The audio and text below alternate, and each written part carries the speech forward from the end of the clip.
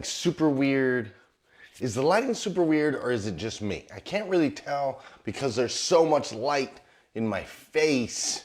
It's like blinding, blinded by the light. So like I can't really tell if it's weird. I feel like there's a band, there's like a shadow band in the middle. Not real sure. Maybe I've got this thing propped up too high. Maybe if I tilt it this way a little bit. Now that's really weird. Now I've got a shadow like on my, I got a shadow in a weird area. I don't know.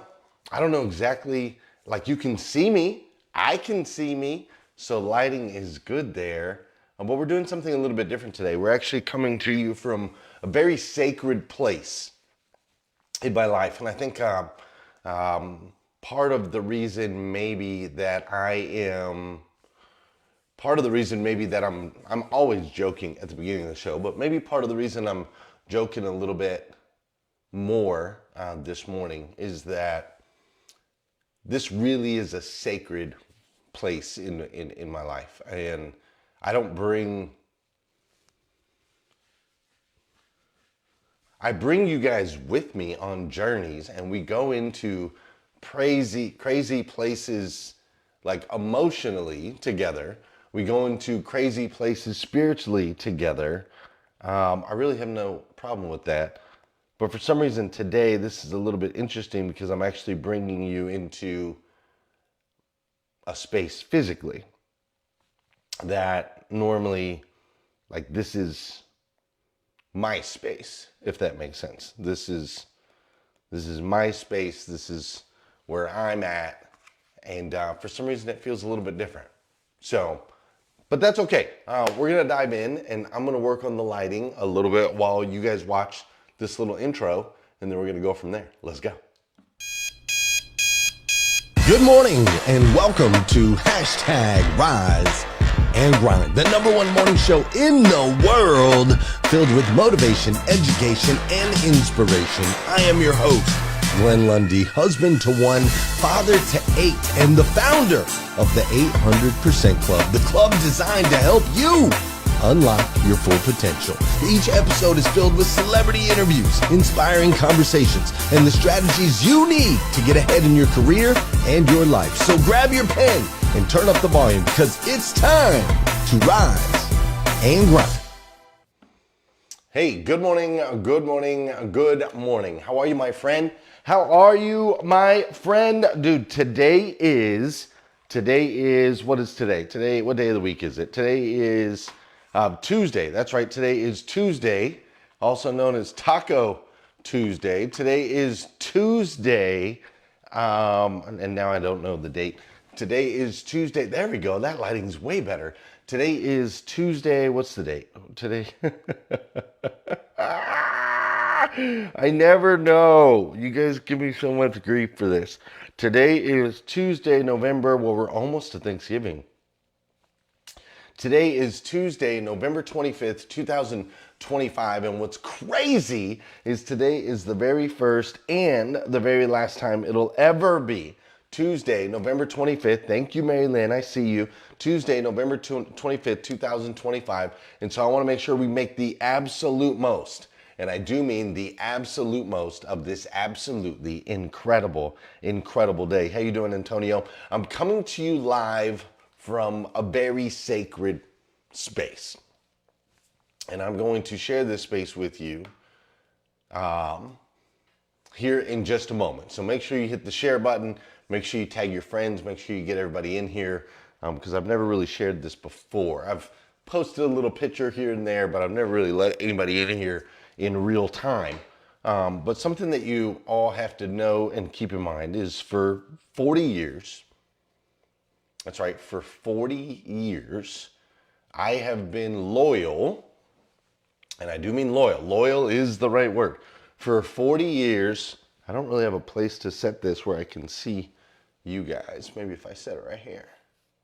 Hopefully it won't mess anything up. There we go. I want to be able to see you guys. For 40 years, I have been loyal to one team.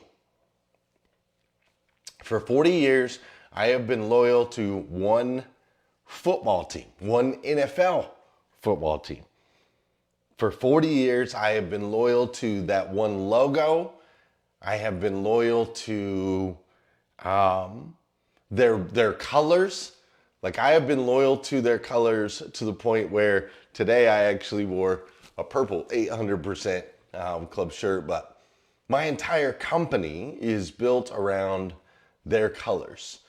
I have 2 kids that are named after this football team. Like, the Raiders, right? I've got a son named Hutch Raider. I have a daughter named Oakland Louise. My company's colors are black, white, and silver. For 40 years, I have been loyal to one team, one logo. It has been a part, literally a part of my identity. From them being in Oakland, yes, Scott, they have. Thanks for reminding me. I wasn't aware of that, Scott. Listen, through them being in Oakland and then Los Angeles, which I'm headed to Los Angeles next week to watch them play, actually. From Oakland through Los Angeles, back to Oakland. Now they're in Vegas, which Vegas used to be my favorite city, but after you go there enough times, it gets old. But no matter where they've moved, from Oakland to LA, to Oakland to Las Vegas, no matter what, my heart for the Raiders has never changed. It's never changed. And isn't that wild? Isn't it wild how you and I do that in our lives, right? We attach ourselves to something early on. We just attach it. It becomes a part of our identity. It's a belief. It's something we believe to be true, right? We attach ourselves to it, and it becomes so deep and so ingrained that we almost don't even question it anymore, right? Can you think of anything like that in your life? Because it's strange. Like, if I told you the backstory of why I chose to be a Raiders fan, you would find it very interesting. But before I go into the backstory of why I chose to be a Raiders fan, I want to show you where we are. And I want to show you what I really mean, that I'm not just, this isn't just lip smack. So I'm gonna lift up my computer here, and hopefully the lighting will work with me. This is going to be an interesting. So we are in my Raiders room, okay? Oh yeah, that lighting's working great. So this is the Raiders room. As you can see, we've got an old Raiders banner here. We have, as you can see over here, which technically I don't need to be on the screen for you to be able to hear me okay. You can see over there that we've got, but I guess the camera works that way anyway. So, and then we've got a Raiders flag over on that side, all right? If you work your way around here in the Raiders room, right here, I think you can see that. You've got a Bo Jackson jersey. So Bo Jackson autographed jersey right there on that wall. If you work your way around, maybe I can do it like this. Yeah. So there's the Bo Jackson jersey on the wall, as you can see. We've also got this right here, you know, it says Lundy, Janikowski, Khalil Mack, Derek Carr. There's these banners that I was talking to you about. If you go right here, this is a picture of the old Oakland Coliseum. We've got that up on the wall, right? And then here's the new Coliseum. This is the Allegiant Stadium. My mom got me this. This is Allegiant Stadium right here. So this is the new Coliseum, so that you can see that, the new stadium.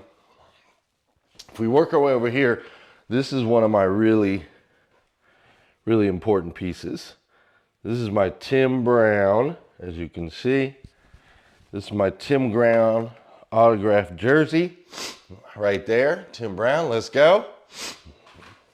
All right.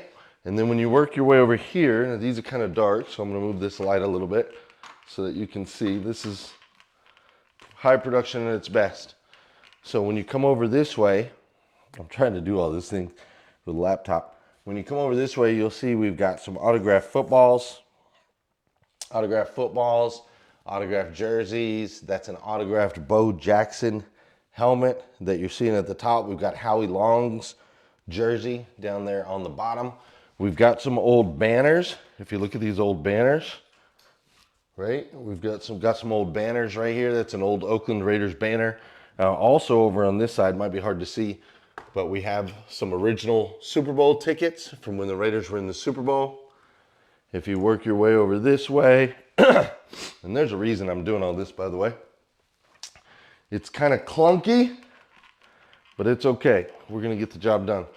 When you come over this way, you can see we've got some more helmets, jerseys, signed footballs. We've got some more banners, so on and so forth. And then right here, as you can see, it says Glenn Lundy, Oakland Raiders, like a locker room tag, right? So, and then you can see we've got multiple TVs in here. So when we watch football, we have the big screen TV right there, and then there's a TV over in that corner, and there's a TV over in that corner. And every Sunday, hopefully I'm not making you guys sick with this, every Sunday we can sit in here, set up the computer, do a little bit of work, watch the Raiders lose, which is what normally happens. Watch the Raiders lose, and we can watch some other football games in the process. So this is the Raiders room. It's a really important room to me. Were you guys able to see all that? All right, good. Looks like you were. This is the Raiders room. And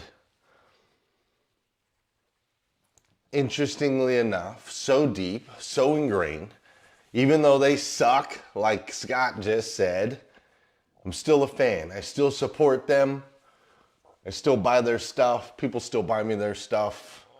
And I think that's interesting, and it's something that we need to talk about. As we're in this series this week, we're in a series called Donkey Kong, where we're talking about the nostalgic pieces and aspects of our lives, decisions that were made when we were young, or experiences that we had when we were young that helped shape who we are today. And so we're going to continue down that path, but I wanted to bring you into this is my layer, this is my personal, deeply ingrained aspect of my identity. And so I'm gonna bring you with me, and hopefully as we go through this together, it's gonna help you unlock your full potential and become the best version of yourself that you can possibly be. Before we do all that though, I clicked it. Uh-oh.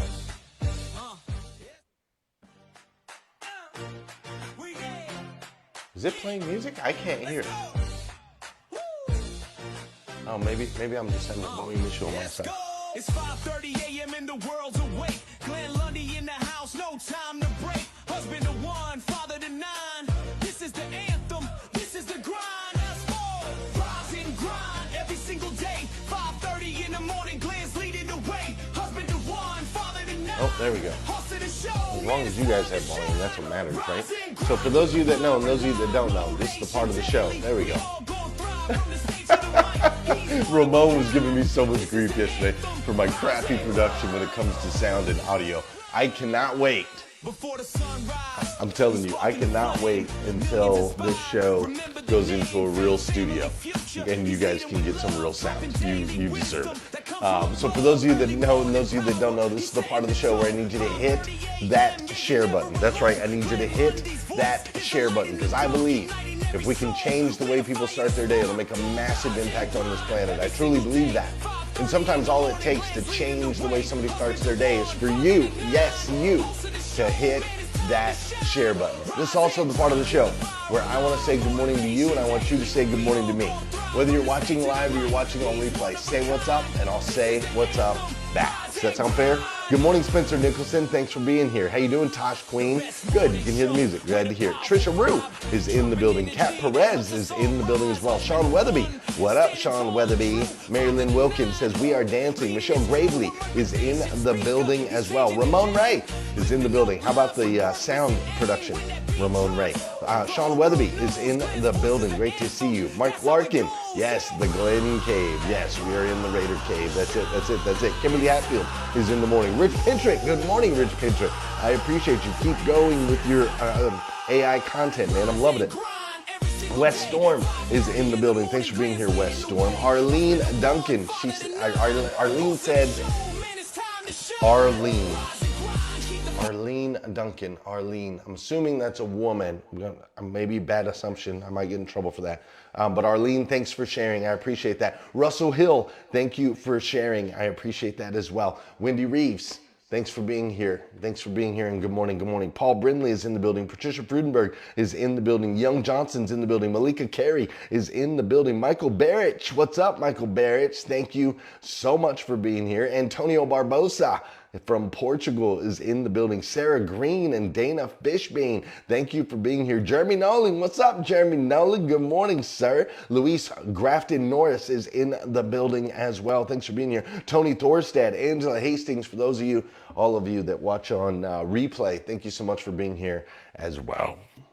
All woman. All right, Arlene, good. Good. Good. I was a little nervous on that one. I assumed woman name, but sometimes assuming can get me in a little bit of trouble. Bella Rigby, thank you for being here as well. All right, so here we are. Episode 2 of the series Donkey Kong. And here in Donkey Kong Week, we're talking about how nostalgia, right? Where nostalgia can actually meet transformation. And here's what I mean by that. I used to run a car dealership, and when I ran that car dealership, we sold 6,000 cars in a year. This was 2016. And at the end of the year, that was our goal. Our goal was 6,000, and we sold just over 6,000 cars. And right after selling 6,000 cars, one of the gentlemen that I had the honor and privilege of working with, he said, well, Glenn, what's the goal for next year? And I said, well, one thing we can't do is we can't take a team that went from 4,200 cars the year prior to 6,000 cars, and a day later on January 1st, tell them, okay, now we need to do more. Too many businesses actually do this, just so you know. Hey, the goal is we're gonna increase from 42 to 6,000. And then the instant we hit the goal, it's like, okay, what's the next goal? And don't get me wrong, I am a driven person like that. My brain works like that, but you can't do your team like that. Otherwise, they're gonna start thinking, when is enough enough? And for me, the answer is never, but for them, the answer could be different.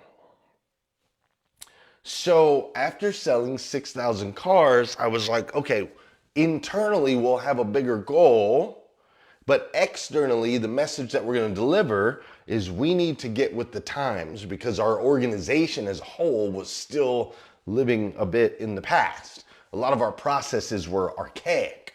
And so I said, here's what we're going to do is we're just going to run a campaign called Dan Cummins 2.0, where technology meets tradition. And I introduced our team to a whole new way of doing things. We went from desktop computers to iPads, which didn't work, and then we went from iPads to laptops. We went from everybody having their own cubicle to everybody working in an open, shared space. We went to doing more transactions online and allowing people to do things without coming into the showroom, right? We made a lot of changes where technology meets tradition. And that's where I want to go into today, where nostalgia meets transformation.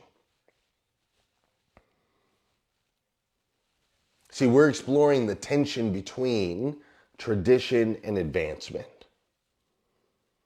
The tradition between loyalty, like I have to the Raiders, and actually unlocking our full potential. You see, today is level 2 of our Donkey Kong series. And if we put it in bold words, the main theme of level 2 would be the attachments. Because Thanksgiving week is full of attachments, right?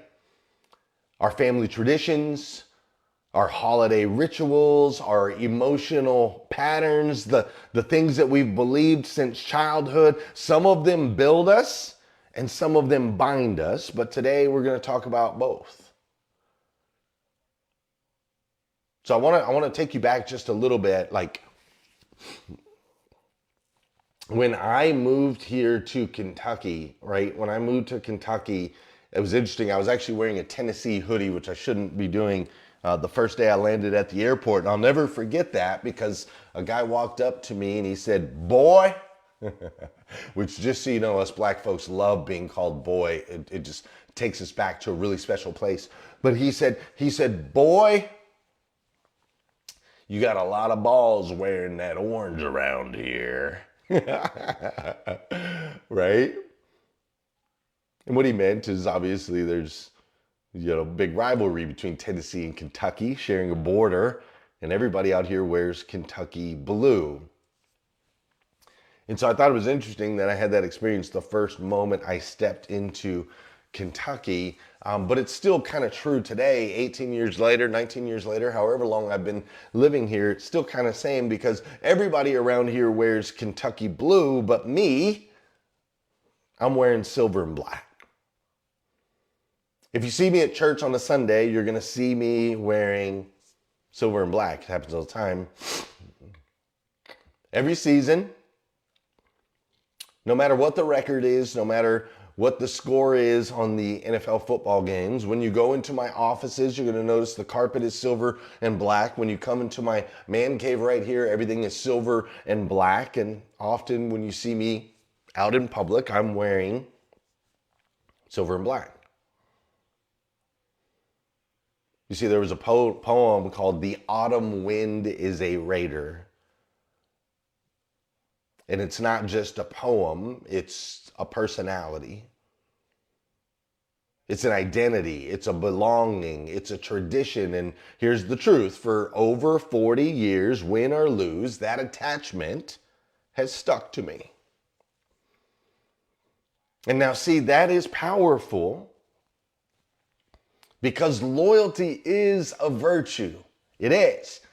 And there are some people in this room that would actually challenge to say loyalty is the most important virtue. Loyalty is a virtue.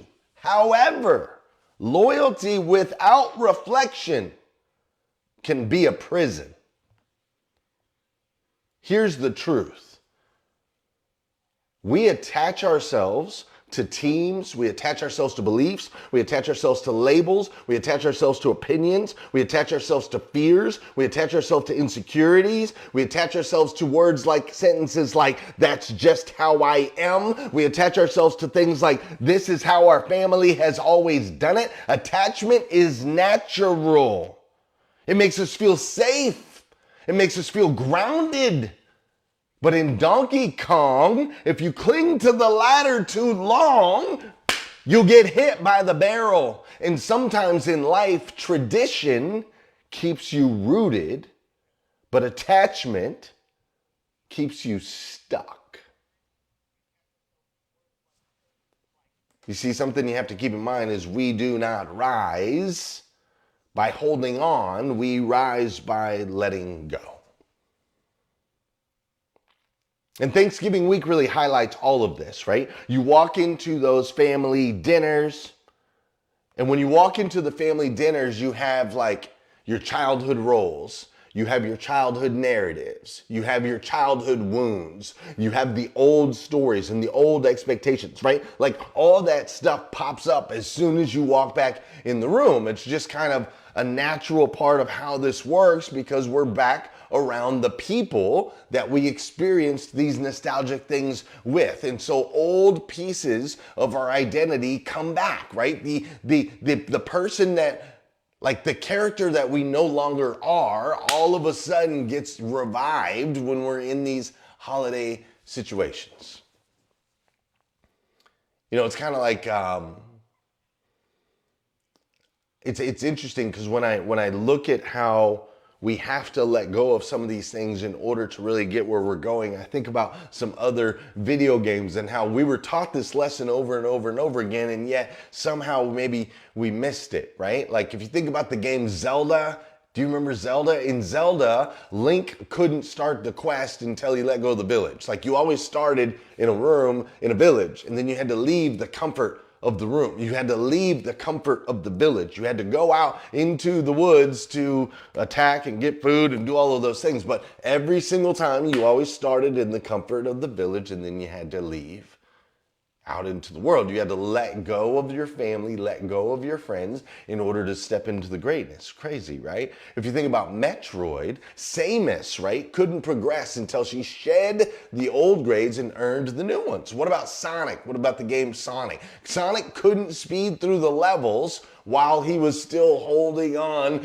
to every ring. He had to blast through those, right? Even Mario had to let go of the safety, like he had to literally leap. Once he cleared all the things, Mario had to leap off the thing and land on top of a flagpole. But then at some point he had to let go of the flagpole, go into the castle, and go to the next level. Dude, these old games taught us to move forward. In order to move forward, you have to release something.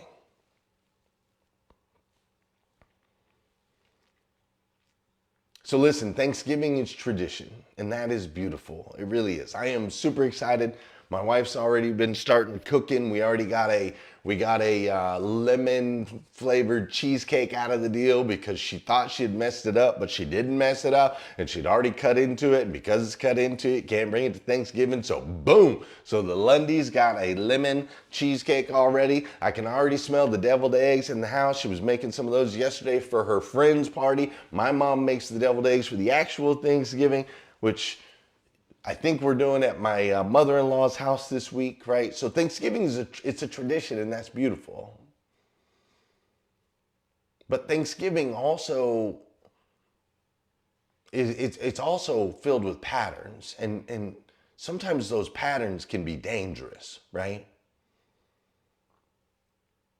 Sitting in the same seats. Whether it be sitting in the same seat at Thanksgiving, sitting in the same seat every week at church. For something as simple as always sitting in the same seat, always driving the same way, always parking in the same place. Something as simple as that to playing the same roles. To repeating the same arguments. To reenacting the same versions of ourselves that on the outside we should have outgrown. You see, sometimes we mistake nostalgia. Sometimes we end up clinging to grudges. We cling to insecurities. We cling to guilt. We cling to stories that are no longer true about us. We cling to labels, we cling to expectations, and in the back of our minds, we call it tradition when really it's not tradition, it's attachment. And see, this week, because it's Thanksgiving week and because we're having these conversations, this week gives you a choice to do something a little bit different. See, this week we could either repeat the pattern or redesign the tradition moving forward.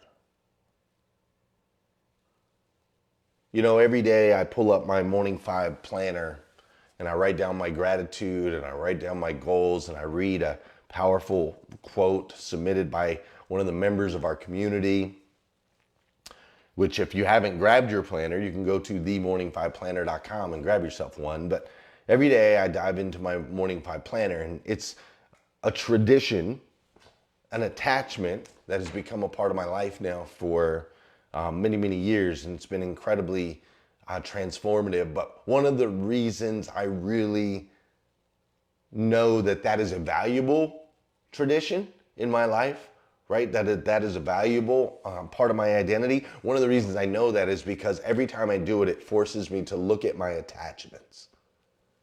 like on paper, in ink. It's right there in front of me every time, right? When you do this, your habits, your patterns, your goals, your fears, your commitments, you have to look at them. Like, what is it that you're writing? What is it that you're grateful for? What are the goals? Like, here I am on paper right in front of me. Every time you do it, you get to look at yourself and say, what am I really attached to? What really is valuable to me? You know, it's funny, people tell me all the time that use the Morning 5 Planner, they'll say, Glenn, I didn't realize how much I was holding on to until I wrote it all down. You see, tradition is writing the goals. Attachment is refusing to change them. So here's what I want you to think about today, right? I just want you to think about, there might be a tradition that is no longer serving you. There might be. For me, I have a tradition that probably no longer serves me. My Raiders haven't gotten me anything to cheer about in a really long time. With that said, I personally, and maybe it's just a belief, I personally don't believe that this particular attachment that I have hurts me in any way. I don't feel like it keeps me from unlocking my full potential. I enjoy watching the games on Sunday, even though these guys lose. I find joy in it, and I like this room that I'm in. I feel like it's a good space, and I still love my colors, and my company's growing. So even though this attachment does not serve me, I don't know necessarily that it's one that I want to get rid of. But maybe there's an attachment in your life that no longer serves you.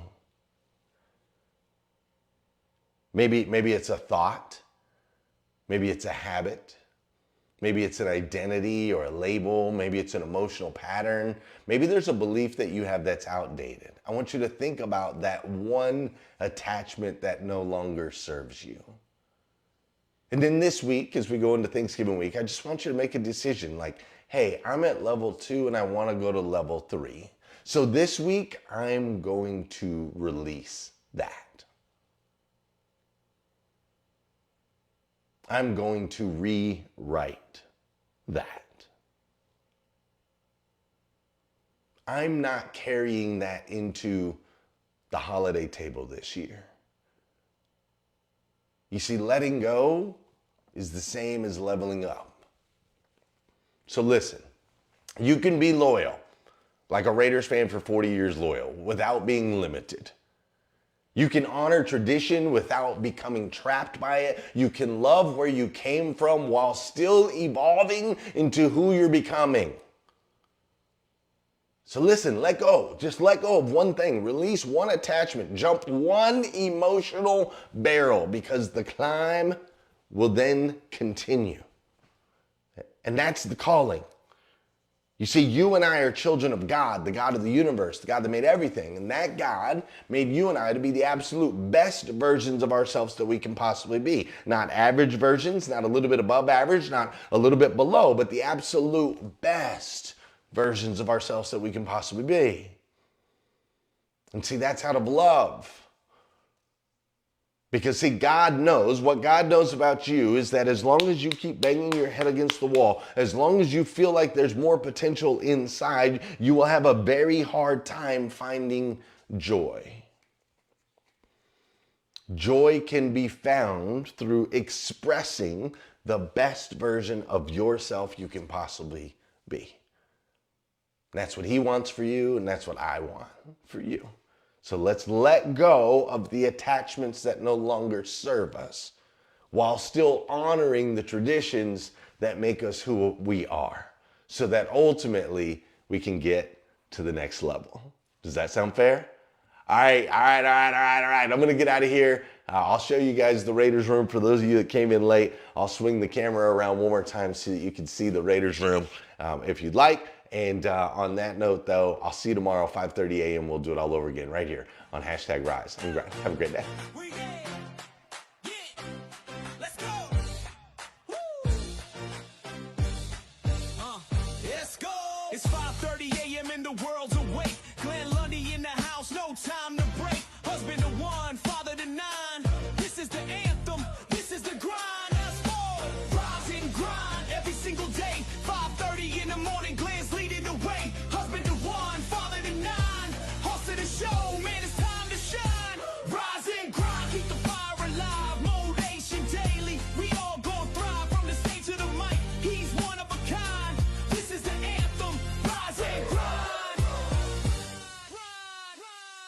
before the sunrise.